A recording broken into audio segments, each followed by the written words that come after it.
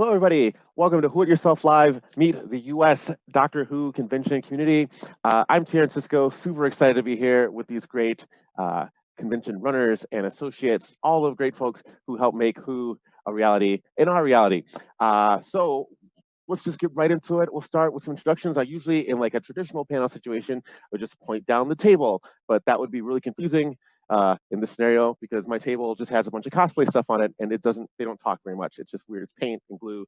Very, very bad conversationalists, trust me. Anyway, so I'm going to call out everyone at random and just really quick, maybe just introduce yourself and talk a little bit about the convention that you're associated with, and then we'll jump to the conversation. So let's start with Jason. Hi, everyone. I'm Jason Tucker. I am the founder and co-chair of Console Room, the Twin Cities Doctor Who convention. And we've been doing these Who It Yourself Live events for a while, and we decided it was high time that we get all of these people in here to talk about our various conventions. Excellent. Thanks, Jason. And now, well, I'm just going to keep referring to what I see. So if you're confused at home, don't worry about it. Just know I'm also confused. And then we're confused together, and two confusions make everything clear, right? It's math. Anyway, Susan, why don't you introduce yourself and tell us a bit about your convention? Hi, I'm Susan Watson. I'm the chairperson for San Diego WHOcon. Basically, we're just a very small, very young convention. This is only our 5th year. So, but personally, I'm very pleased to be here. I love all of you guys. I've had a chance to talk to some of you before. And this is just, I'm very excited about getting a chance to talk about Doctor Who conventions. Great. Welcome, Susan. That is so cool. San Diego, it's the home of Ron Burgundy, and the potential for crossover cosplay with Ron Burgundy and Doctor Who. Oh my God, let me tell you. We'll get into that in a bit later in the conversation. So moving right around the screen, Ken. Hi, I'm Ken Deep. I'm the showrunner of LI Who, Long Island's Doctor Who convention, and it's great to be here with all the showrunners all in one place, all of us conversing about our favorite subject, which is our cons. You don't spend a year not getting paid for something and putting your heart into something if you really don't love it. And so I think we all share the kind of same passion with each other. And yeah, it's good times. Excellent. Thanks, Ken. That's a great point. It is about passion. And I mean, it's Who.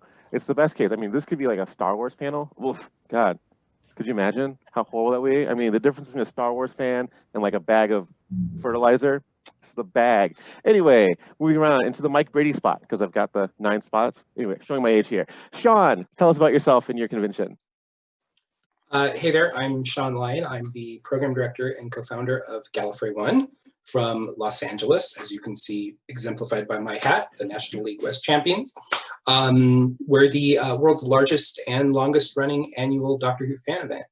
And we've been going every year since 1990. We just actually celebrated our 31st event back in February, right before the shutdown, where we got Christopher Eccleston to his first ever Doctor Who convention, which was fantastic.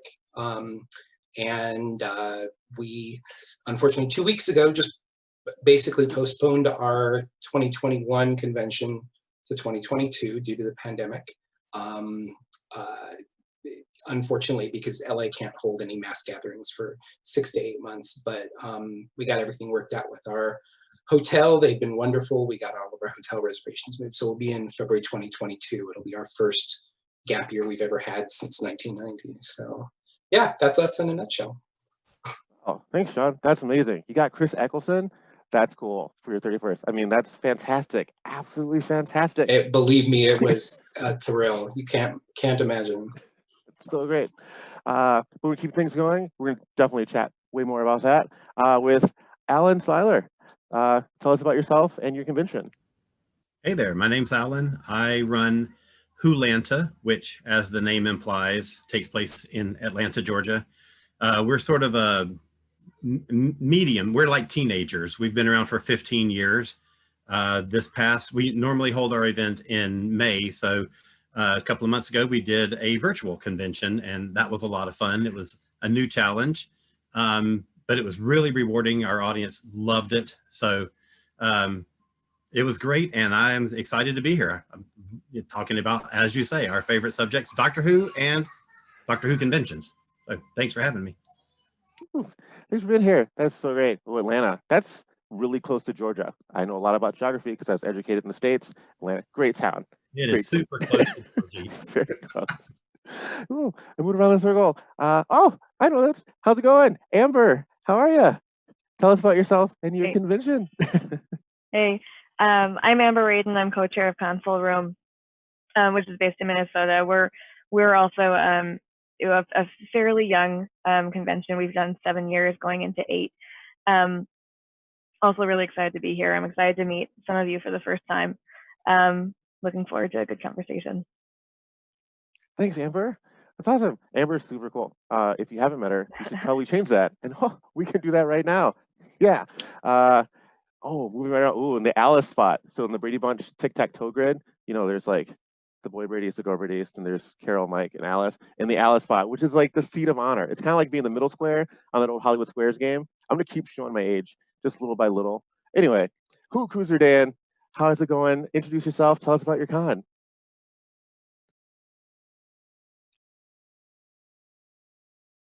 Oh no, Dan, you got to unmute yourself, bud. Thought I was. There you go. There we go. Better now.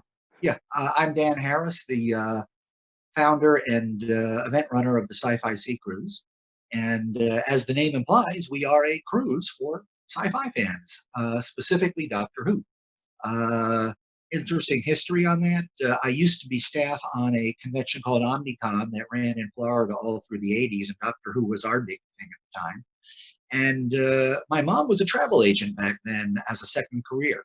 We had a lot of the convention organization meetings at the house when basically she would see us doing all the crazy stuff we have to do with the hotel, the con, the planning, and she kept on telling me, you could do all that on a cruise. It'd be so much more fun. And eventually I started looking at it logistically, and she was right.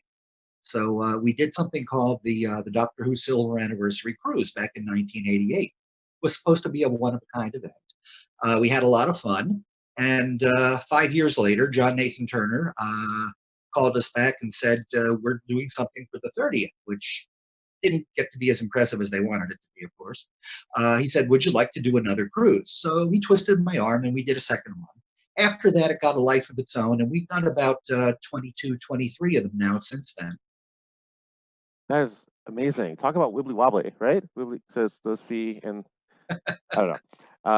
It looks like we have to take a quick pause before we get to our final convention runner, because it looks like there are just a few video hiccups that need to be addressed. So we're going to hang out just for a second until we get the green light to proceed. So while we're doing that, we should probably just think of something really profound. Like, there's been 13 official doctors, a handful that kind of like pop up here and there. Like, there really is a definitive best that really encapsulates all that a Gallifreyan not only could be, but should be. And so when we get back, in addition to talking about our convention, you need to not only discuss why your favorite doctor is your favorite doctor, but why everyone else who disagrees is absolutely wrong and should abandon the fandom for life. So no pressure. Are we? Keep going. Excellent. Okay, just kidding. Everyone's favorite doctor is the absolute best doctor. No contest. We all agree to disagree. So moving on to my hometown, which I can't believe I'm today years old, right now, this second years old, to learn that there is a Doctor Who convention in the city where I was born and raised. What the hell? That's insane. Super excited. But there he is in the best. This is so cool. Steve, definitely tell us about yourself, and definitely tell us about your con. Chicago TARDIS has been running since 2000. In various places right now. We've been in Lombard for quite a long time now. My name is Steve. Hi, everybody. I'm not the showrunner. I'm the program director, and I also run the video room. I'm honored to be included in this group of people, even though I'm not quite at that elevation. As a side note, I also run Gallifrey Base, so please promote your conventions at Gallifrey Base. That would be good for all of you. And Chicago TARDIS,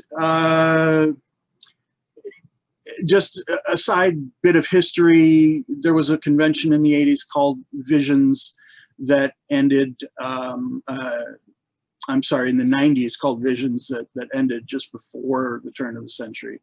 And Chicago TARDIS is not Visions, but a lot of people that were involved with Visions are still involved to this day with Chicago TARDIS. And that's a little bit of the history.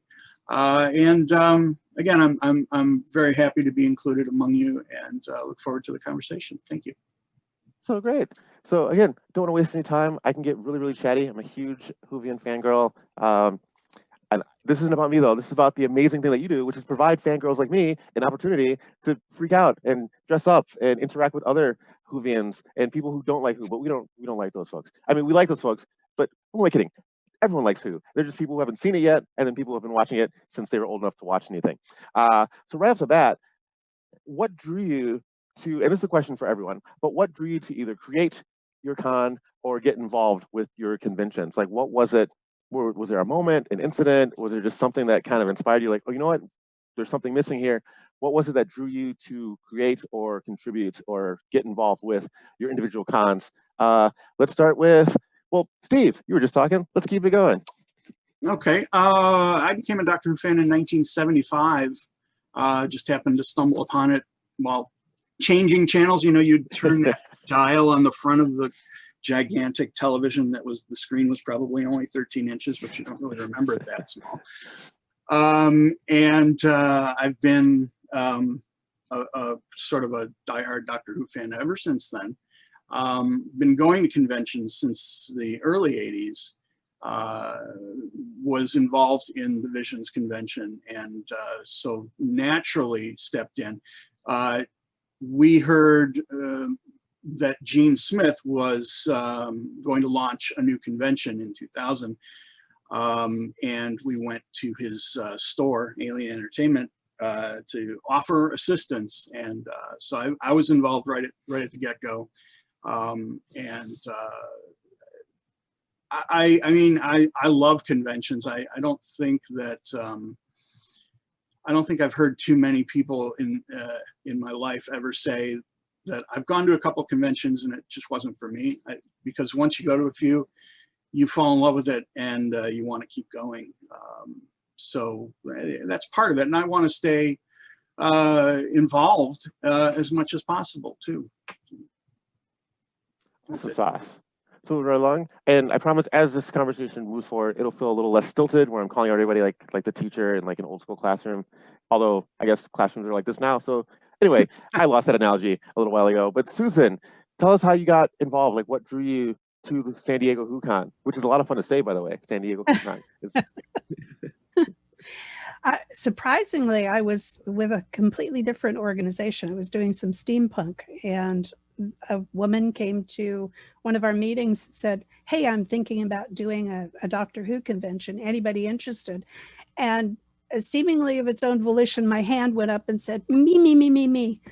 And honestly, I knew I loved Doctor Who. I loved the show, but I didn't realize until I actually got into it is how really passionate I was about it. And I was there for the very first convention, just as an assistant. And the second year I was lucky enough to take over as the convention runner. And I've just stayed with it ever since. And I love it. It's just like everybody says, it's a passion. Once you start doing it, you just can't stop. Absolutely. I mean, because a lot of people seem to think that like having that passion and then creating convention would be like a direct progression from like A to B. But really, it's Alan, see, you're catching my references before I get them out there. But anyway, Alan, how did you, what brought you, or what inspired you to get involved with WHOlanta? We started in 2005, and at the time that we started, there were only 2 Doctor Who conventions in America. There was Gallifrey 1 and Chicago TARDIS. That was it. So I thought, there's one on the West Coast, there's one sort of right in the middle, there's nothing on the East Coast, and that should be remedied. I had worked for a couple of different conventions already, and I had acted as programming director for a couple of them. And so I already had a lot of convention experience, and I'd done a lot of event organizing. And the weirdest thing happened. This other convention that I was working for, my friend Susan and I, was going to do a one-day event on March 26, 2005. And so we were planning this thing. Susan's mother was a member of an Elks Lodge, so we booked the Elks Lodge for this one-day event. It got canceled. The deposit that she put down on the Elks Lodge was non-refundable. So she's like, well, we've got this thing, we've got this place, what are we going to do with it? And I said, well, let's do something we've always wanted to do. Let's start our own convention. And this was like just a couple of weeks away from the date. You know, this was like late or early March. So we're like, okay, well, what do we do? And I said, you run the local Stargate convention or fan club, and I run the local Doctor Who fan club. So let's do a convention about those two shows. So we did. Planned it all out, had 2 weeks to promote it. It was well attended.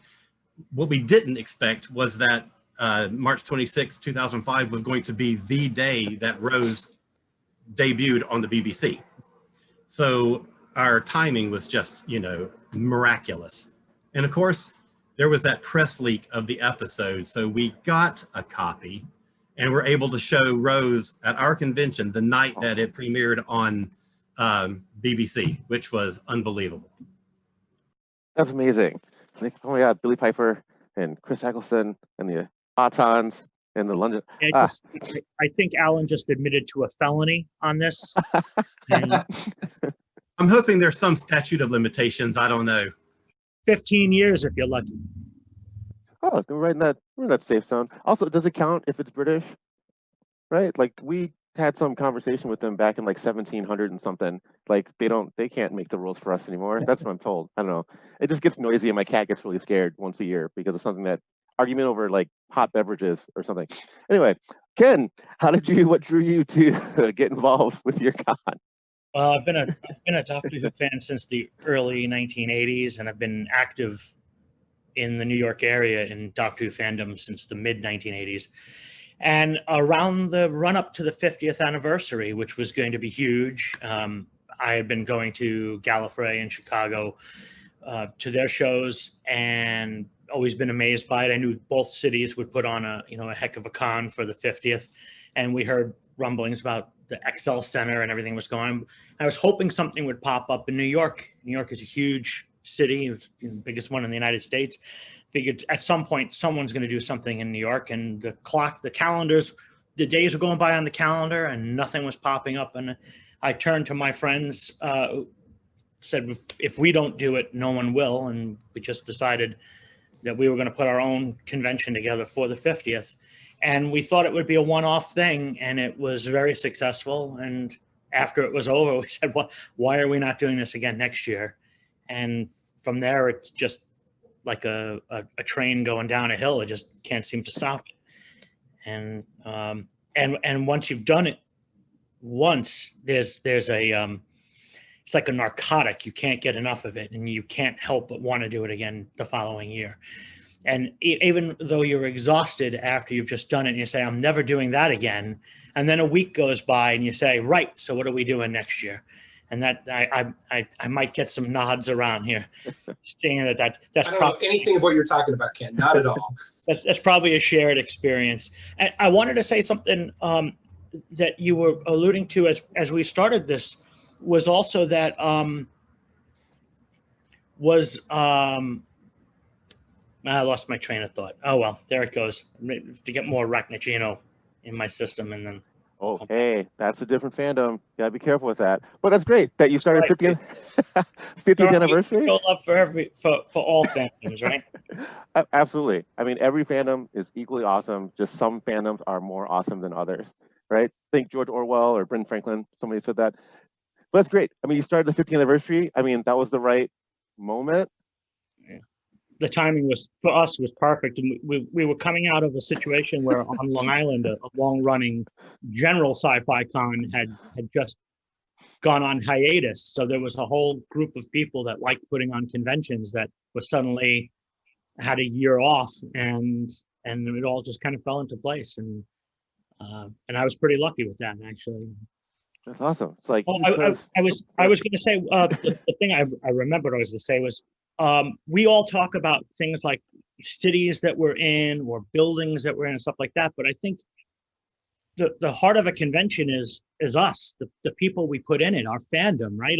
It doesn't matter where we go. It's about the people that we congregate with, and we all, for the most part, we kind of all know each other, and there's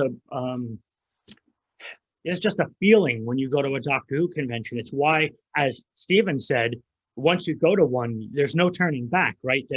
And it's not about the building or the dealer's room or whatever. It's about the people that we hang with, our family.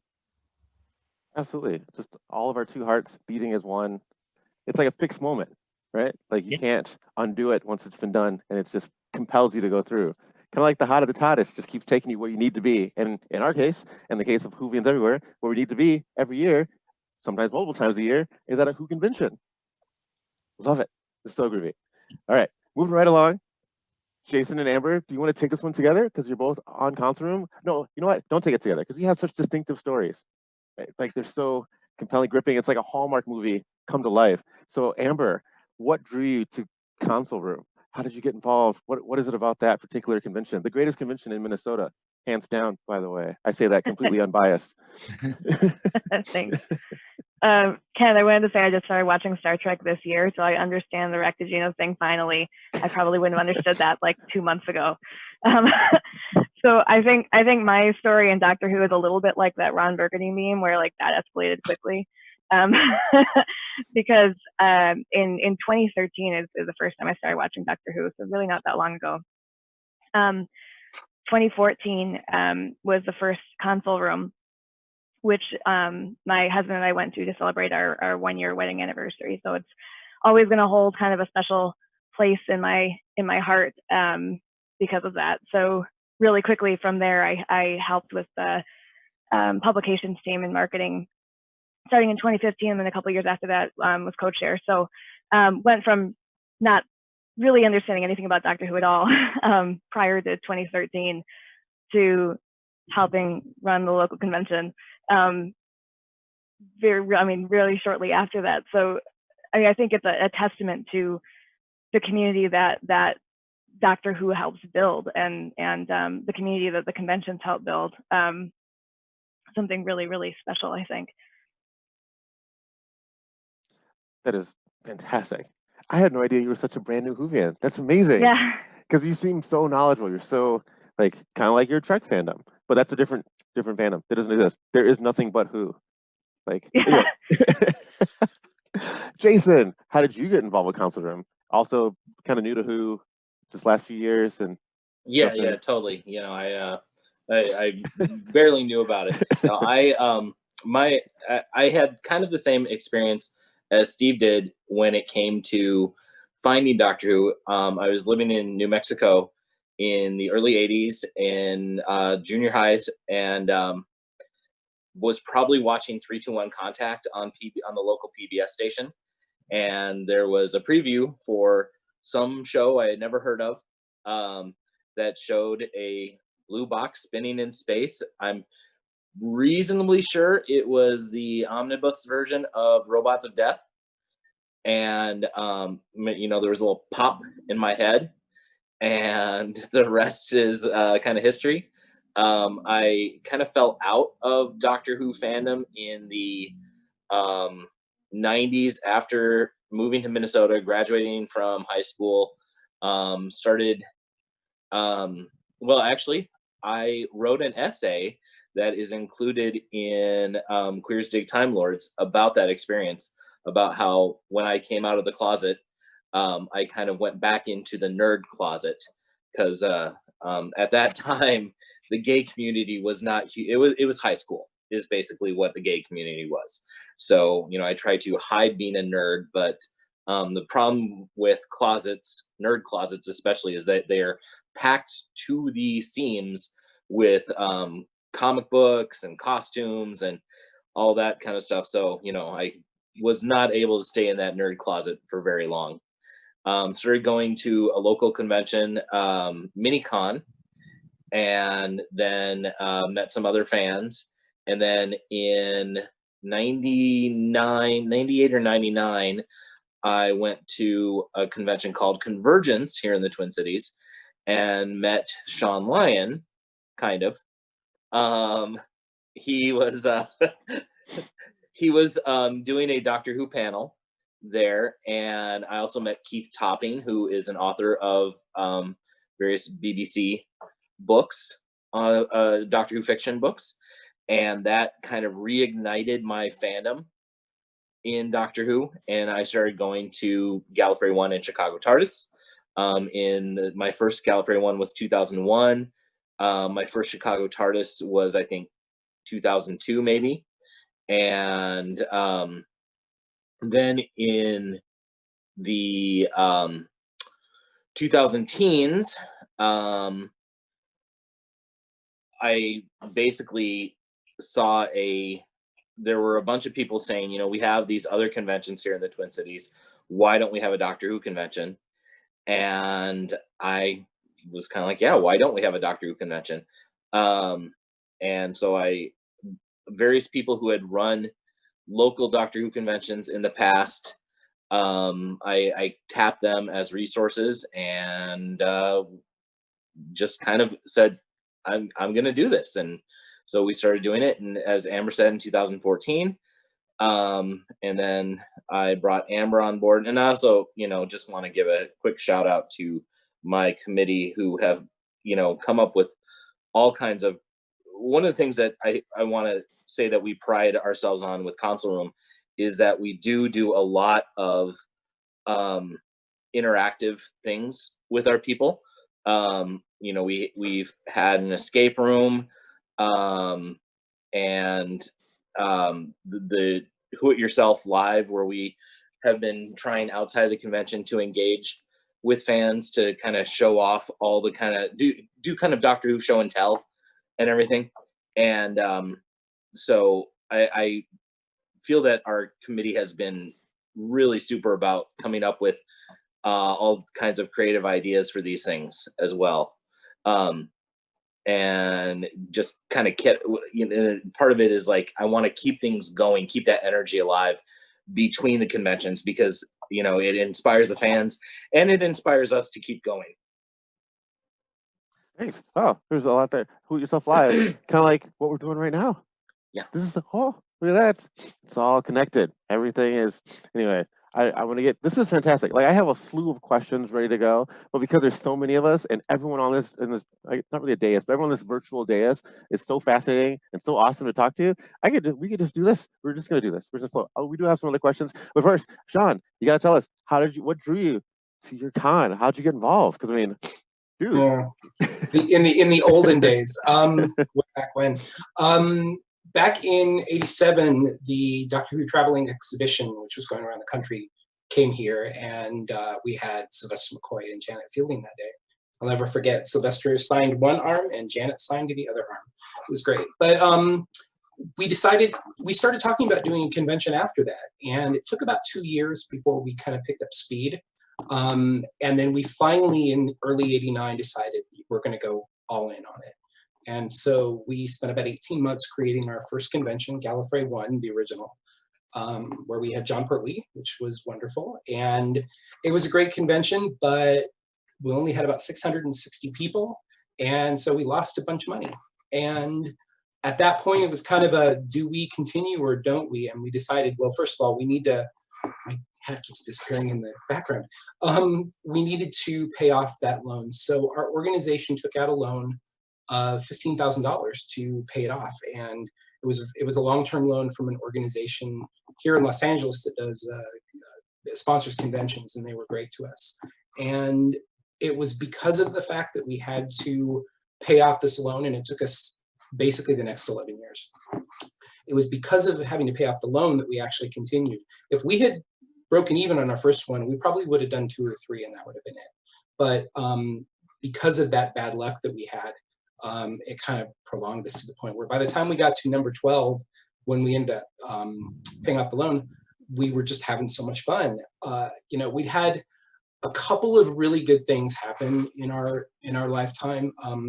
Back in the mid-90s, we established a relationship with Philip Siegel, who was the producer of the TV movie in '96. And he kept coming to the convention, you know, talking about the movie and stuff like that, which was great. And then about '97, '98, we had specifically 3 gentlemen who were all writers for, at the time, Virgin and BBC Books. And that was Gary Russell, Paul Cornell, and Keith Topping. And they were kind of our ambassadors going back to the UK, and they started talking to other people. By that time, Big Finish was starting. So we started getting a ton of people from the books, from the audios, and we were kind of being set as a destination. And then we continued when the new series came out, and things just started to skyrocket. And it's Ken Deep, I will never forget, who told me, next year, your attendance is going to double, and it did. And ever since, I believe 2010, we've been about 3,800 people. Thankfully, we had moved to the Marriott LAX, which is our current home. And it's just, I mean, I was 19 when this started, and I just turned 50 last December. So it's been my entire adult life that I've been doing this. But the thing that I'm most proud of is how many different types of guests that we've had. We've pretty much, except for Tom Baker and Jackie Lane, neither of whom will be doing conventions in the US for their own reasons. We've had every living principal cast member at the time, all the way from Carol Ann Ford and William Russell to the movie itself in '96. And then we've recently lucked out. We have an organization that runs conventions in the UK and Europe called Showmasters, who has been helping us bankroll some of our guests, our large ticket guests, like they did with Christopher Eccleston. You know, we still pay for part of it, they pay for part of it, and then they make their money back on photos and so forth. But we've been able to get people, we just had, besides Chris Eccleston, we've had Tosin Cole, Pearl Mackie, Michelle Ryan. We've had people like John Hurt, his only Doctor Who convention he ever did. Billy Piper, Freema, Arthur Darvill, John Barrowman, Catherine Tate, Matt Lucas. And 4 times we've had Stephen Moffat, who became a big fan of ours. So that's just been, in a nutshell, 31 years, going on 32 or 33 in this case, of running this thing. And it's a really big production on our side, but every minute is worth it. And I know pretty much everybody on this chat right now, some of them more than others, and they know that December, January, early February really stresses me out, because I do all of the program and guests and talent booking and so forth. But it's never not been worth it, and it's just amazing. So, you know, and I think back to the first time I ever saw a Doctor Who episode, it was Eldrad falling into the pit at the end of The Hand of Fear, and I'll never forget that. But it's been, since then, it's gotten a little bit different, but boy, it's still been a lot of fun. And I worked on a website called Outpost Gallifrey for 13 years, which was a news site and a forum, which really was a big part of my life. I wrote 2 books for Tellus Publishing about the first 2 seasons of the show. And yeah, that's pretty much it. And I want to say, by the way, that occasionally people will ask, you know, well, you're such a big convention, do you support all the other conventions? I support every single convention that is on this chat right now. That the more the merrier. And the only one I haven't been able to make is San Diego WHOCon, which I'm hoping to next year. It's just at a time at work that I'm unable to go to. Console Room, if it ever moves back to not being right before mine, and then hopefully WHOlanta will be back. But I did go to Sci-Fi Sea Cruise on a wonderful trip to Belize and the Yucatan, and I'm a regular at Chicago TARDIS, and I was a regular at LI Hoop. So it's great to be here, and I'm really support the other events. And that's one of the things I hope the people that are just familiar with Gallifrey 1 turning in, please check out the other conventions, because every single one of them has something very special to offer. And I would add to that we're all fan run. All of it, none of these. We're all volunteers. This is not there's no professional corporation behind any of these shows. This is done out of love, and and nonprofit. Absolutely. Yeah. Nonprofit. I mean, I think so. The name of this particular panel is about the convention community, and I think everyone on the panel has summed it up, that it really is a community, not just within each individual con, but from what you're describing, all the cons. It's like network of fantastic love for Who. And you gave me like a nice little segue, because we're talking about the Sci-Fi Sea Cruise. So Who Cruiser Dan, you kind of gave us a little bit about how your convention ended up on like an aquatic hotel. But kind of go further with that. Are there some like unique challenges? Like if someone gets hammered at a party at, say, Council Room, which is at a hotel, then like, they stumble a bit, we hope they don't drive home, we give them an Uber or whatever. If you're at sea and someone has a bit too much fun, like, what's that like? Good point. Yeah, I think there are more bars in the building than any hotel I've ever been to, so it's a valid point. I've used the phrase in the past sometimes that it's an unconventional event, because I go to all the other conventions, I enjoy them, I love them, and I wanted to think, what can we do that you can't do at the other conventions? So what I try to do is stress some of the more small and personal things, and some of the universal things, like we all have that dream of going to travel to new places and discover things with the Doctor. We do that. It's just that we're limited to Earth and in this time period. We see some cool things. We do the activities together. The first cruise, we actually tried to do panels, films, things like that. And it didn't feel right. It just felt like, what's the point of recreating what all the other people are doing so well already? So I stress the things that get us together in these unique environments. We also started doing creative workshops a few years ago, and that grew out of the idea that because we're usually longer than the average convention, our shortest cruise was 3 days, but most of them were a week or more. And I thought that with all those extra days, we could do something creatively that had the time to develop. And we've done writing workshops, and we've done video making workshops, and it just comes together naturally and organically while the group is together. And it's one more thing we can do together to get that family feeling with all the, the celebs and fans together in that space. I just want to say one thing. Dan is the reason why directly that I know how to snorkel now, because Lisa Bowerman, who plays Benny Summerfield, taught me how to snorkel on one of our excursions, and that's entirely because of Dan's cruise. So that's what I love. That's my favorite memory of that, and that's why I love the Sci-Fi cruise. Awesome.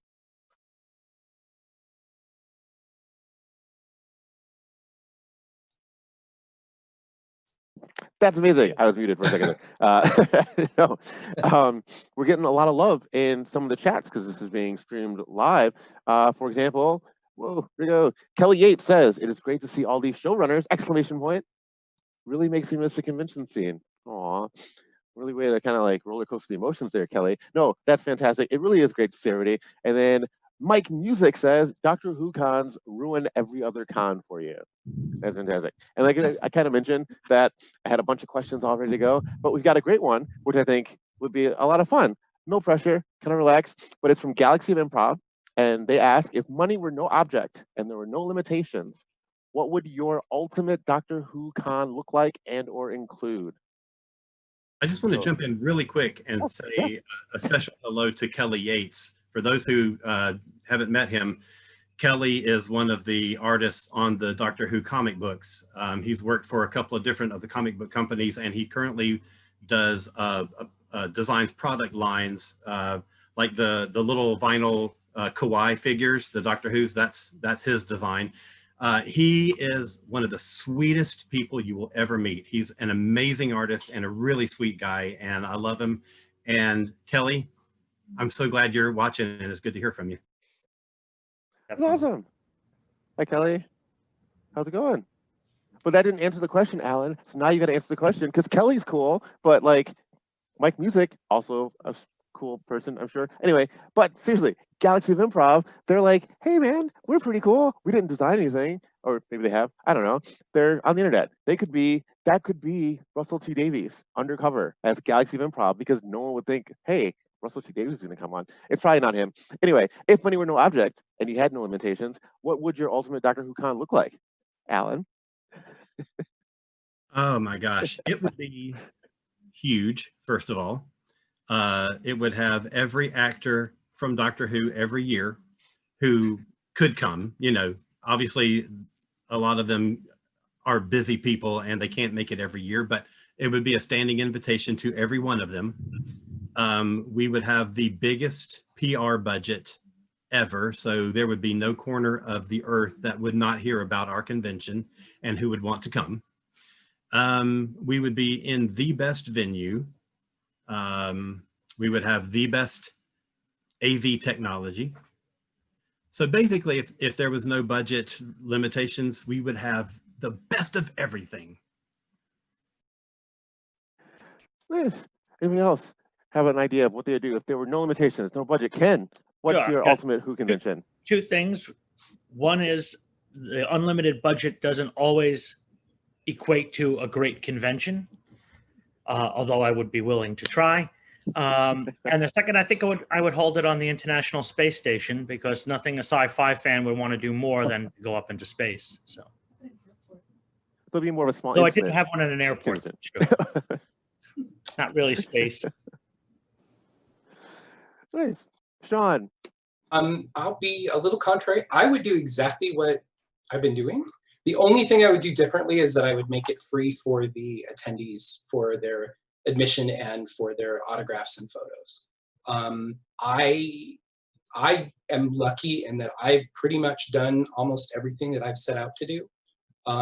We got Murray Gold to do a concert for us. The only time says he's ever going to do something like that. We've had Neil Gorton on the stage making Gary Russell up into a Silurian live for people. You know, we finally, somebody mentioned earlier about, I think it was Alan who said Rose, that's right, it was Rose, you got to air. Finally, after 31 years, we finally were on a weekend where Doctor Who was showing this year. So we showed Haunting of Villa Diodati, followed by Christopher Chibnall sent us a video with himself and Stephen Moffat and Jodie Whittaker. And Jodie Whittaker said the words Gallifrey 1 out of her mouth. So I would, like I said, I do everything that we want to do. I think we're lucky, but I would make it free, especially free to every single person who's ever come to the convention. Shaun, to get autographs, photos, and everything. Shaun, I have a quick question for you. When you started, was that still in the time at conventions where autographs were free? Yes, they were included. But so the thing that people don't quite understand is that the reason why autographs and photos cost more money is because it's not just a Doctor Who thing. It's across all genres, all fandoms. You know, there's a lot of money involved, and it's not the Doctor Who community who did that. It's the big professional events. You know, and I'm not talking about other, you know, I'm talking about other, you know, for-profit events. They're the ones that drove the prices up. So I think the ultimate experience would give back to the fans and do it so that it didn't cost them any money. And I think it started more with like baseball card shows. It wasn't even science fiction that started that pricing autographs. Yeah, but it was also in the mid-2000s. It was really a development from some of the big, you know, Walking Dead and Supernatural and all this other stuff that they took it pro. So there's nothing wrong with that. It's just the way it is. I want to say really quickly, Shaun, that Murray Gold concert is the highlight of my convention attending history. It was the most amazing experience I've had at a convention. That was interesting. That was a lot of work behind the scenes, but yeah. I want to jump in, and there is I'm sure you can still find it. There's a great article from the Hollywood Reporter called "Garbage Bags Full of 20s" that I would urge everyone who has issues with the pricing of autographs to go and find and read. It is very enlightening, and it talks about that very thing with people basically realizing that they can make more money doing conventions than actually working on the shows that they are actually appearing on. So yeah, That it's a few years old is now. the article. That absolutely is the article that really started waking people up. 100%. But isn't that the dream though? You do one thing, it becomes somewhat iconic, and then you can just bounce from hotel to convention center all over the country, meeting all the fans for 20 to 80 to whatever. I'm kidding. That's awesome. Susan, you're super quiet. Come on, San Diego WHOcon. No budget. I mean, are you gonna make it huge?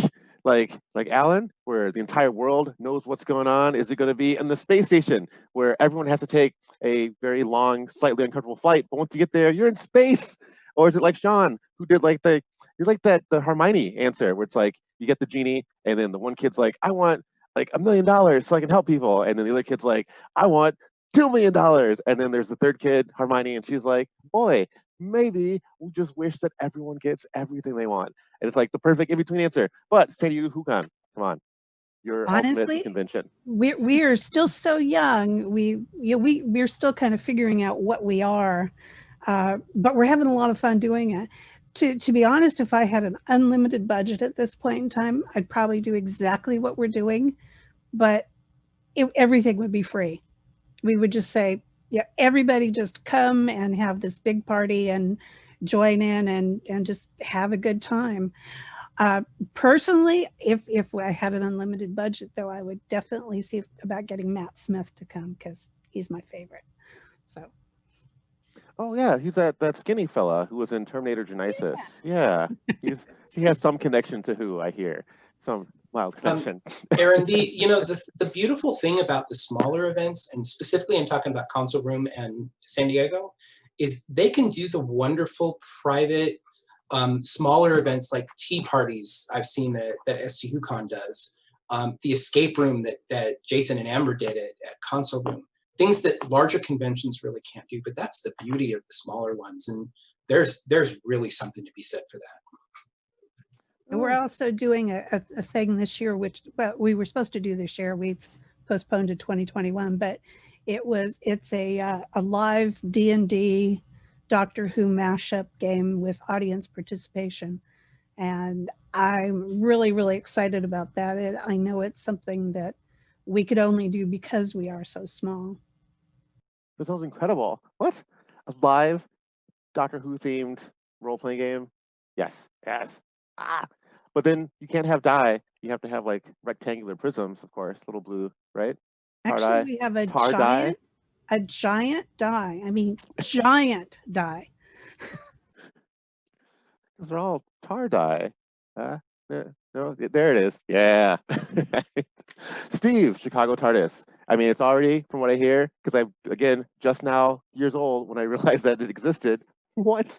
And it sounds awesome, but is it possible to improve upon it? And if so, how would you?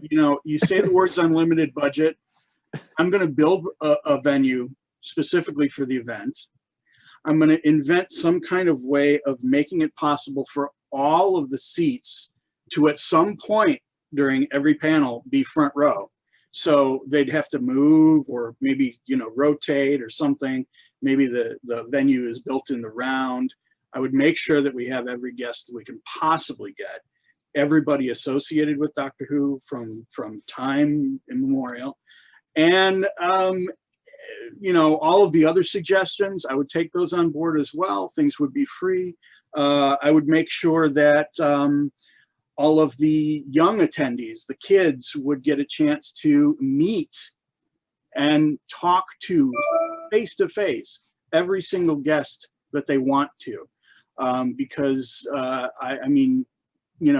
kids are the future of Doctor Who fandom, and we want to keep them engaged as well. We want to make them make our conventions be the most memorable thing from their childhood, right? So everything that we could do in those arenas would be money well spent. Absolutely, gotta get the kids in mind. Oh, that's amazing. Amber, Council Room. You get to the next ComCon meeting. Jason's like, "Hey, everybody, check it out. I have this check for all the monies. We can do whatever we want." What's your first suggestion? I kind of like everyone else. I feel like I really, and kind of like what Shaun was saying too, even though we're smaller, I think the community and the environment that we've created at Console Room is really engaging, and it's one of the things that I love the most about our convention.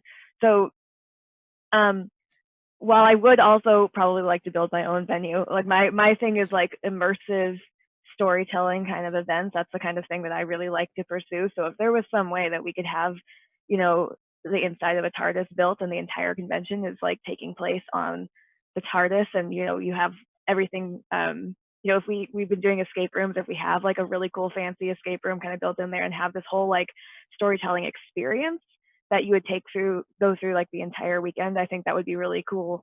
But and everything, you know, everything everyone else is saying too, like I'd love to be able to make this kind of thing free and be able to give people more access to the actors. But I think one of the things that I think we've been doing really well and that I really enjoy is that we also try to elevate the fandom and kind of what everybody else is doing. So being able to put more effort into that and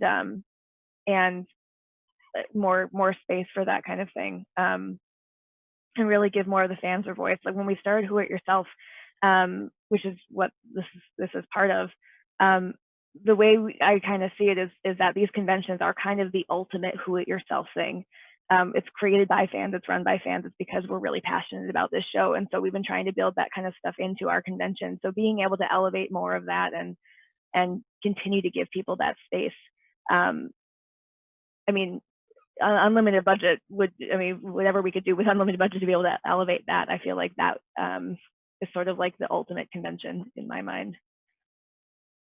Absolutely. And so that was a really very wide, fantastical, great question. So I want to bring it back down a little bit, kind of ground it, if so. So I've been privileged and really lucky enough with Council Room and other conventions, but with Council Room specifically, to have been able to kind of take a peek behind the curtain to see how the sausage gets made, so to speak, or the tofurkey, if you're not hip to like eating animals, that kind of thing. And I think it goes without saying, everyone who's on this dais right now is insanely busy leading up to con and then especially during con. So I'm sure there are moments where it was very overwhelming or just so stressful where all the whiskey in the world wasn't going to help. But what was that moment? Was there an instance where you were super stressed and then there was that special incident that occurred that could only happen at a con where you're like, yep, that's why I do it? Like, what was that kind of like, that's what it's all about? And I mean, it doesn't have to be a moment. It could have been a person, interaction, but everyone on this dais, amazing contributions, amazing work. Obviously, we're all people. We don't have the two hots like Gallifreyans. So get a little rundown. So your meter's running low, and then there's that something that happens that kind of like gives you that charge or that spark, or at least just lets you know, like, you know what, it's not all for naught. Like the passion is worth it. Does anybody have a moment like that, or anybody willing to share one of their moments? Susan. Oh, sorry, I was muted. Yeah, no, I have been doing this for very long, and so I probably don't have the cool that a lot of you other people do that have been doing it for a long time. I find every convention I hit a point where I kind of feel like I'm about to explode. But this past year, I was having a really, really bad day. Things were going wrong left and right. And this woman walked up to me in the lobby and said, "You put on the greatest convention. Can I give you a big hug?" And it just took away all of the tension and all of the stress and everything. It was just the greatest moment, because I realized that I might be stressing over all these little things, but everybody around me was having a good time, and I needed to just stop worrying and just let everything happen. Oh, you're muted. I can't hear you. Yes, I think that's fantastic. And then I said, is anyone else willing to share? And I think Shaun, you had, I don't know, go ahead, please. Yeah, so I had a guest come in, and he was amazing, but he came in and decided that, well, I'm not going to beat around the bush. So Murray Gold, we had been communicating with him, Alan does, for 5 months, and it looked like it was going to be great, and we were going to lead right into his concert. And he was like, well, no, I actually have a lot more than I told you, and I need to prepare, and we basically need to delay it. So we ended up having to basically kick everybody out of our main auditorium for an hour and a half and reseat people. so that he could come back in and do it because he had a lot of stuff. And it was a miscommunication, but the show is great. But the best part about it was the fact that we asked all of our fans in that audience, please come back into your same seat. This is entirely the honor system. We can't, enforce this. We need it to happen. And almost 99.9% of the audience did that, and it was wonderful. And as good as the show was, our attendees were phenomenal at that point. That was the proudest I've ever been of our convention attendees, because they were amazing. Well, I want to say too that your staff who helped manage entire, like, how many thousand, is it 2,000 people that ballroom holds? It's about 1,800. Out, they stayed lined up. The staff helped them come back in the room, and your staff was fantastic. Yeah.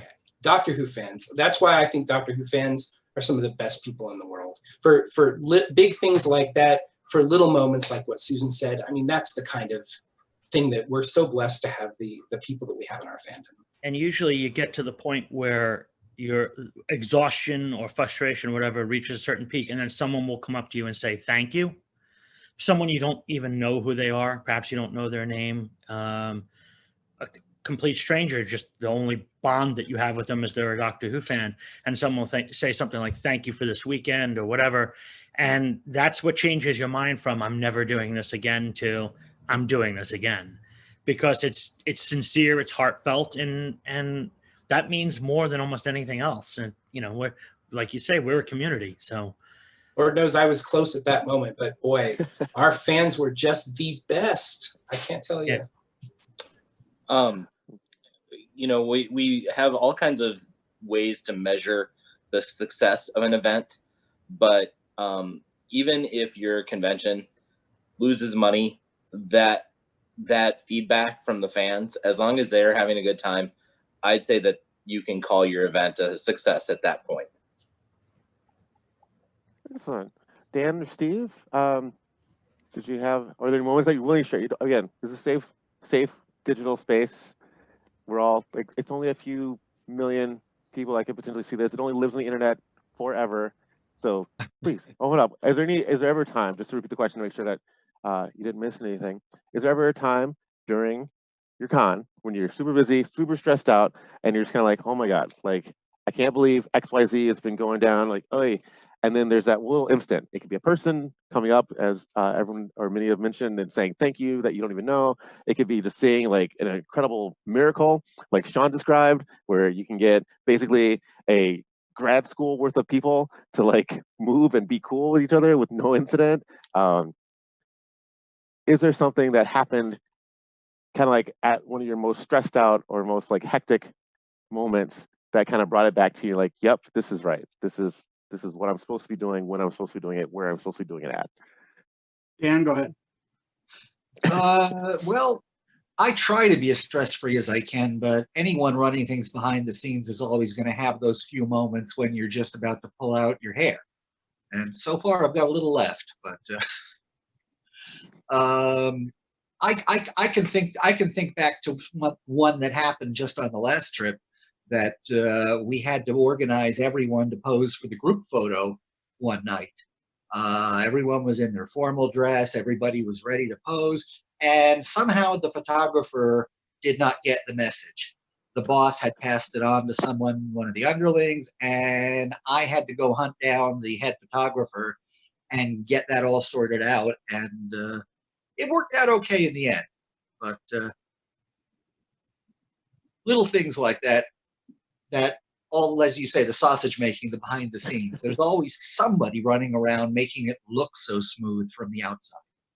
And at all the conventions I go to, I don't always know who all of them are, but I know who some of them are, and I salute them.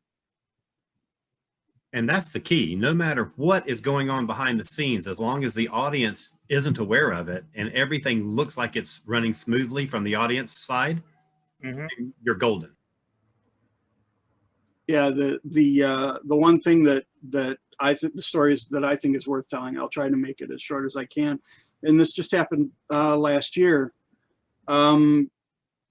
Since I became the program director, I've been trying to involve the younger fans as much as possible. And I used to think to myself that the kids, they sit in the panel rooms sometimes.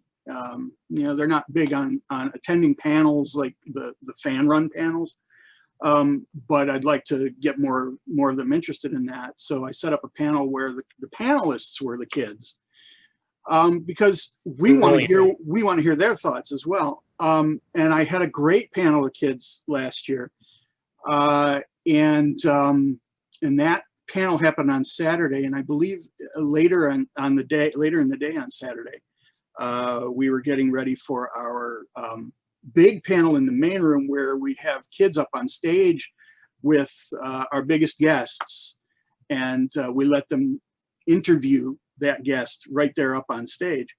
And we have our kids crafts room staff take care of arranging who's going to be up on stage with the guest. But before the panel started, I walked out into the audience between panels, and I found a couple of the younger fans who were in the panel earlier in the day, sitting far back in the seats in the audience. And I pointed at them and I said, "Come with me."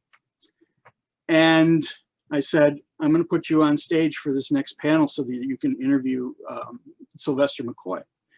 The look on their faces, the joy, the amazement was worth everything. And it was just, I will never forget it. And I'm so happy I did that. And they're so happy I did that.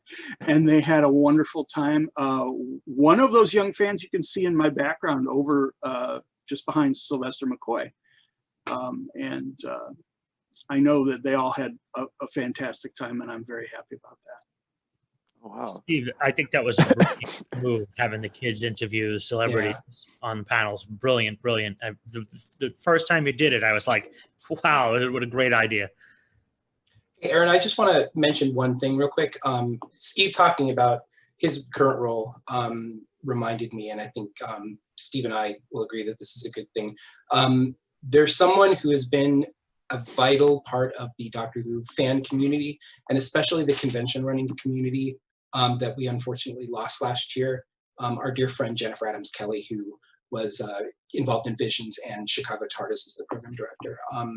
I cannot stress enough just how much Jennifer's loss has impacted the convention organizing community for Doctor Who fandom, and there she is right there. And that was a huge loss to all of us. And I just want to acknowledge Jennifer had a touch on all of our conventions. That's right. She ran my masquerade, and all the stuff that she did at all the other conventions. And I just wanted to acknowledge how much we missed her.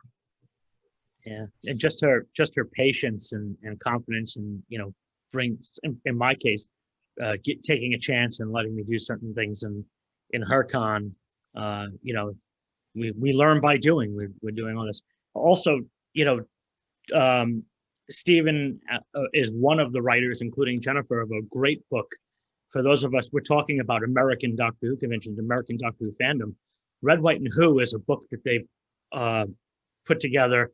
I'll shamelessly plug it for him because I know that he's too modest to do it himself. But it's a great book that documents the history of how Doctor Who became popular in America. How did this British, I'll say it, kids show, even though I know that's like the taboo thing to call it, but how did a British kids show come to be a phenomenon in the United States? It's all there in that book from beginning till the date it was published. It's a wonderful book.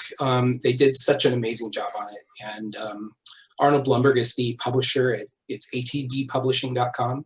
And it's worth every penny it's got. It's one of the greatest books ever written about Doctor Who nonfiction. Because we kind of exist in our own little universe. The British fans have their convention scene, and obviously it's their thing. It's the show that's uniquely British. It's what we love about it, right? It doesn't feel the same as the stuff we watch on American television. It's got its own unique characteristics. But American fandom and American conventions for Doctor Who are entirely different than what you would see if you went to the UK or for that matter, any other part of the world. I mean, British fans like to come here just to experience what we bring to the table. And we bring a different level of enthusiasm sometimes, a little less reserved. What? American fans? Less reserved? I have I know, surprise. no way. Keeping on, keeping on this somewhat serious track. So everyone started. There was a moment in time before you were involved in conventions, and then there is now, where you have years of experience, some more than others, but still, there was the novice, and then now the kind of veteran, so to speak. So what is one thing, because we've got a lot of people watching, and people who will watch, if someone was interested in doing a fan convention, what is one element? So it's kind of a two-parter. Besides don't, kind of a two-parter. What is one thing, now that you've kind of been doing it for a while, that you feel that you're skilled at, that you're like, oh, like I have a knack for, etc. And how would you kind of like pass on a piece of advice or tidbit based on that particular skill set to someone who would be interested in starting a con? Someone's like, hey, I am from, I don't know, Roanoke, West Virginia, and we don't have a Who convention here. I don't know. I was listening to Johnny Cash earlier, so that kind of stuck out. So I'm in Roanoke. I want to do Roanoke Who. How do I get started? What's something to watch out for? What should I do? Jason. Don't try to do it all yourself. Make sure you have a team of people that you trust, that you work well with, preferably people who are experienced with other non-Who conventions. You know, every place around the country has conventions of some sort, and you know, you should always try and recruit people who have worked on other conventions. But that would be the biggest one. Don't expect that you can do it all yourself. Oh, I was just going to say, when you start, it's a good thing to start a convention. Do expect that you will lose money the first time. There's no way to avoid it. You have to spend money to get people in the door, to get guests and so forth. And you have to pay guests up front. Especially when you're a new event, if you don't pay your guests, then they will cancel on you and you will have all sorts of problems. So find a way that you can actually make enough money to survive and do it logically, but also understand you very well may lose money. So you may be committed to a few years. That's all I would say. And I would add that, listen to your audience. They'll tell you what you want. And that goes for veterans as well as newbies. Your audience tells you what it wants. You know, if they want meet and greets, they want a dinner, they want a panel about whatever, go with it. You know, give the old expression, give the people what they want. They're coming there to do a particular thing or to see a particular thing where it's possible. I mean, if I had $1 for every time someone posted "Get Tom Baker" in the message board, I'd be a millionaire. But that's unrealistic. You try, but it's unrealistic. But there's other things you can do in place of that, right? So you'd have that unlimited budget. Yeah, even if we had an unlimited budget, I wonder if we could get Tom. The simple fact is it won't happen. We could put him on the QE2 coming over here and he wouldn't do it. Sorry, he just will not travel. Won't do it. I've even tried that, Shaun. I got a yes out of him, but then the dates didn't work. Cool. Alan, some advice to pass on to the newbies watching, or even other veterans who, I mean, I'm gonna jump off of what Shaun said about budget. If you don't pay your guests, yes, they will cancel on you, but it's worse than that. If you don't pay your guests, they will tell everybody else to avoid your convention. That's right. It'll be your first and last convention. Right, especially if you are doing a Doctor Who convention, they all know each other. Mm-hmm. They're all friends. They all talk to each other on a regular basis, and they will tell their friends, what, you're going to go to what convention? Oh, no. Let me tell you what happened to me. So that's a big thing.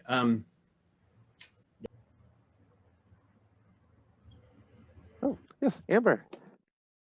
As someone who's really pretty new to this, and I wasn't involved in the original creation of it, so the fact that these exist still kind of blows my mind. That there were fans that were just like, this is a cool idea and we should create this. Just to put in perspective, like where I'm coming from, Console Room was the first convention I had ever been to. Obviously the first fan run convention I've ever been to, because it was the first convention I've ever been to too. And also the first one that I'd ever been able to help with. And so from that perspective, I guess I don't know if that perspective really impacts what I'm going to say anyway, but how I kind of view things is, I guess I have a couple things. So how I approach things is to dream big, like literally put all the ideas out there and then ground those in reality, because obviously we can't do everything, because we can't bring Tom Baker over to the US. That would be on the dream big list. We're not going to make it happen, but what can we make happen? And try and push the boundaries of what's possible by starting with the big stuff that you want to have happen, and then see what you can make happen. That's kind of how I think is a good way to keep kind of pushing what we're able to do at a convention, keep coming up with new things. As someone who came into this after it was a little bit created, and honestly, when I asked if I could be part of the team, I think there was a call on Facebook that said that there was, if you were interested, to reach out, and I was just like, they're never going to let me. Like, there's no way they're going to let me join this team. I was a shot in the dark. Like, I really didn't. I was like, I'm going to get turned down, but at least I'm trying. And here I am now, however many years this is later, as co-chair, and I can't imagine my life now without conventions and without having helped run them. So if this is something that you love and you haven't tried it yet, and you're worried like I was that you're not going to be accepted into the group, or there's not going to be a place for you, or you're not going to be able to contribute, you will be able to. So I would encourage everybody who's kind of on the fence about wanting to try and haven't taken that leap to do it, because it is a life-changing experience, truly life-changing. Thank you. That's fantastic. So we're down to our last 19 minutes here, and under other circumstances, that would be, let's take a bunch of questions from the audience, but we have such a huge and fantastically engaging dais for this particular conversation. I want to make sure that everyone has a chance to answer and doesn't feel like they have to truncate their answers. So kind of the final question, and again, take your time. Don't feel the need to rush, but just keep in mind in the back of your head, there are 8 folks that have to comment as well. But where do we, as convention showrunners, as people who are involved in the production and the execution of these conventions at various levels in various markets, across various platforms and mediums and environments, where do we see the community and our conventions kind of going next? Like right now we got sort of like a pause on the world, where we all kind of sit and we do it this way, which is still great, but it's definitely not the same. And so with all this time to kind of stop, pause, and reflect, what are the next steps? Like, the world will eventually open back up again. Where do we see your conventions kind of going, like coming off of this sort of like quick pause, or this restart, if you will, this hiatus from socialization? And the community, like, where are we moving to? We have to evolve. What's the next incarnation? Oh, tough crowd. You showrunners are hardcore. Yes, Ken. I was going to say about if I could put a positive spin on what's happened, is it's given us a chance to pause a little bit, and for people like Steve and like Shaun, who have been doing it for a long time, while we wouldn't choose to stop, taking a break, let's make the best of it. Maybe there's a way that this little bit of a pause gives a refresh button. It gives you a chance to kind of recharge your batteries, so to speak. When you do an annual event, it almost seems like the pause is the snap of a finger, and then you're all of a sudden back into the grind again. So I personally, I'm using the pause to kind of get my head away from it for a little bit. So when I come back, I feel refreshed, and I'm curious to know if the rest of you feel the same about trying to make it a positive. Thank you. Next, someone else want to reflect on? Next, Susan. Yeah, no, I have to absolutely agree what you just said. It does give you a moment to kind of step back and think about where you're going. I have a very, very small team that I work with, and by the way, big shout out to them. I can't do it without them. It gives us a little more time to prepare for next year. We were supposed to be doing our convention here in October second weekend of October. And so that's now been pushed back a year. We are doing a virtual convention, but that doesn't involve the entire team. So everybody else has got a chance to kind of work on and refine and just improve what we were going to do this year. So I have a feeling that when we come back next year, that we're just going to be that much better, that much more ready to go. Yeah, I think if I could hop in there, I mean I agree that it's been kind of a good time to kind of think about what happens next, and also I think reevaluate kind of how we do things now. It's a good opportunity, I think, for us to kind of pivot and really examine, because I think it's easy to kind of get into a rhythm that we're going kind of through the same kinds of things year after year, and maybe we'll expand a little bit.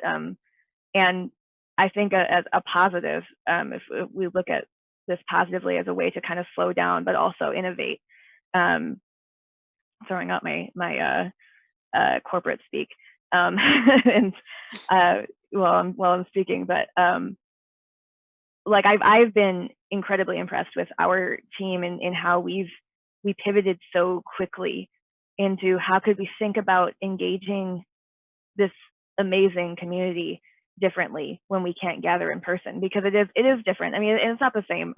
Meeting in person is an entirely different experience, but what things can't we do in person that we can do, virtually in the meantime?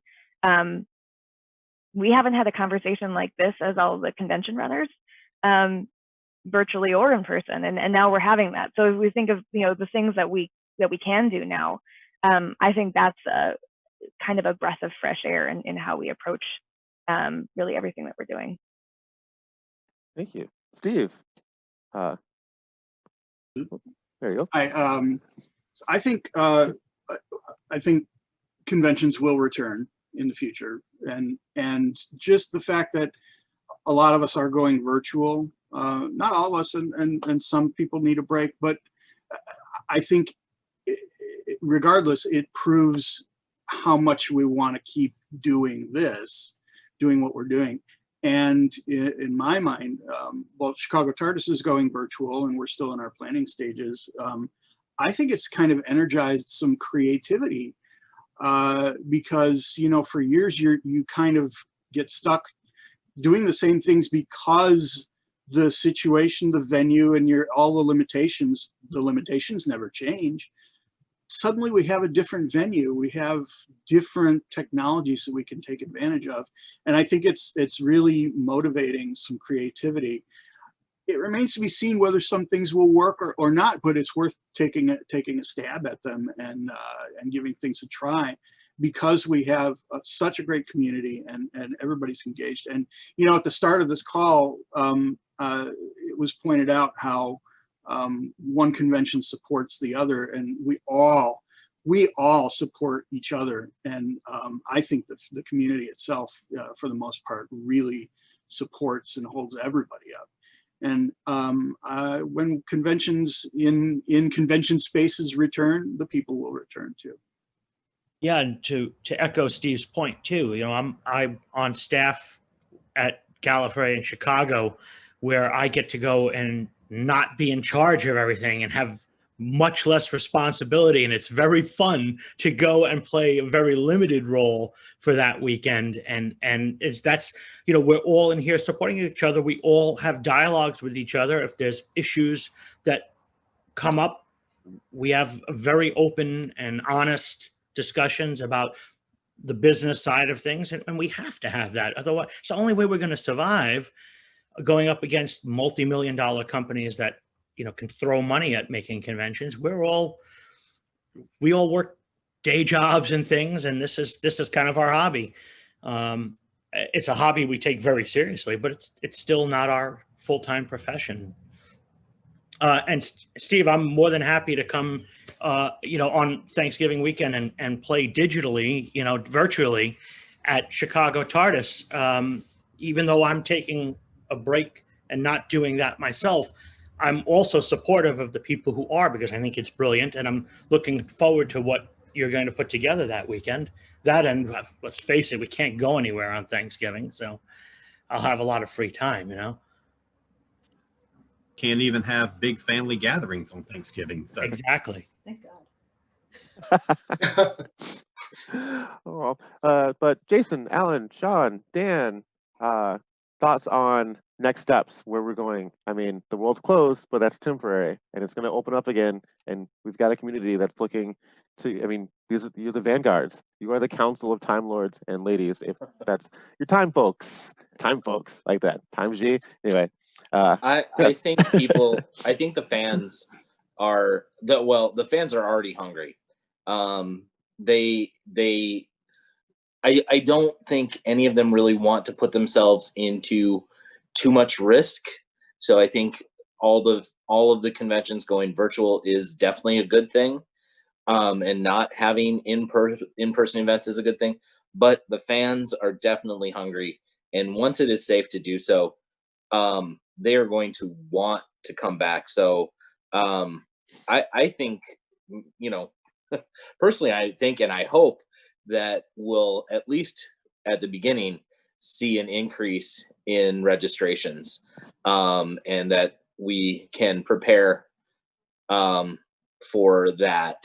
At least, you know, that's my hope, that people are just going to be, that it's not going to mean the end of things, that once things open, but I'm trying to think positive about it, basically, and that people are going to be like, at last, yes, I'm signing up right now. Yeah, but at the same time, it's also going to be that moment where the floodgates open is going to be down to how we communicate with the audience on what have we done to adapt to this new environment. I mean, the first thing, if I announced that I was putting tickets on sale, I would get, what are you doing about social distancing? What are you doing about barriers? What are you doing? You know, the audience is going to ask those questions, and they should, because if I was going to one of your cons, that would be my first question, would be, okay, you know, Jason, you're going to do a show in January. Well, that's 4 months from now, 3 months from now. What are you doing to prepare for this? You know, how are we going to? These are questions that schools are grappling with, and we're doing this for fun. You know, school kids have to go to school. People don't have to go to conventions, so we have to give them that security, that reassurance that they're going to be comfortable. And our audience, sci-fi fans, they're pretty knowledgeable about what this all really means. These are not people that are fooling themselves that this is some kind of conspiracy. They're sciencey. They know what's going on, and they know what it's going to take to be safe, to come out and be in public again. Right. And until all of that is, you know, some of the conventions in the UK, they've done a few signings now in the UK, and I'm watching with my, you know, across the ocean with my my digital binoculars, like, okay, what are they doing? How are they pulling this off? How are they taking a 70-year-old actor and having them greet the public? That, you know, what precautions have they taken? And these are all things we're all going to share that information. We're going to learn from each other.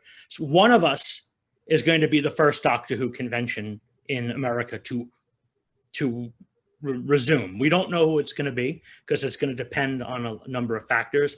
We all take place in different times of the year, but one of us is the first, and then one of us is the second, and the second is going to watch what the first did, and so on and so forth.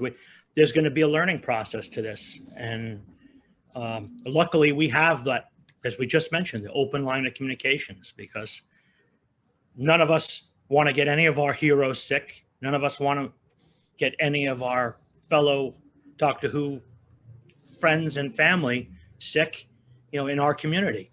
Yeah. Gallifrey 1 is a humongous part of my life. I'm pretty much the only person that works year round on it. And it's been my entire adult life since I was 19, 31 years. And believe me when I say that postponing next year's convention was one of the hardest things I've ever had to do. And the process took about 7 to 8 weeks, because we had to work with our hotel. But the disappointment that was on the minds of everybody, I think, was tempered by a realization of the life that we're living. You know, we were just in February, and the night we left our convention, that Sunday evening, none of us knew what was going to happen. None of us knew the life we would be leading today. And, you know, we suspected something was coming, but not like this. I was sure that because we had gotten right at the start, we had had our convention, a year from now, it'd be fine. But of course, that's not the case. And the reaction from our attendees has been nothing short of miraculous, I think. I mean, I expected some feedback and some pushback, nothing. We offered full refunds for people that wanted them, and we gave them a month. They still have about a week and a half to do it. Less than 24, and out of more than 2,000 tickets already sold, because people want to come back and they want to do stuff. But one of the big problems that we had was the idea of a virtual convention, and we decided not to do it. And the reason why is because for Gallifrey 1, we have great guests, we have great panels. Everybody here has great guests and great panels, but our community is, you know, several thousand people strong. And the number one thing I think that is important to the people that come year after year is the community that they have built, not just we've provided, but that they have built themselves. Whether it's the costuming community, whether it's the gamers who hang out all weekend, whether it's, you know, the people that just go to dinner. We have people that gather on Thursday night to go to In-N-Out Burger for a burger run. You know, wonderful things like that. These people have developed these communities, and I think there's really on that scale, there's nothing that we can do to refresh that community. But I do think that people will wait, and I do believe that people will anticipate. People are already doing the 17-month countdown to our next convention on Twitter, which is great. You know, we just moved our conventions out 1 year, so we still have our current contract with our hotel runs through 2024. So we have at least 3 more conventions that we're doing, and we'll be back.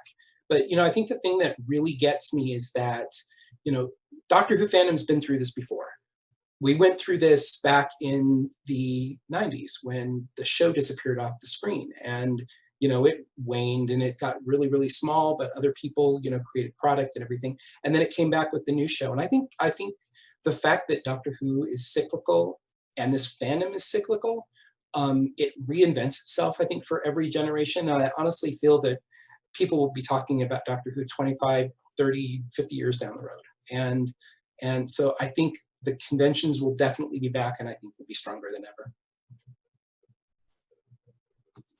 Absolutely. Alan, Dan, any additional thoughts or?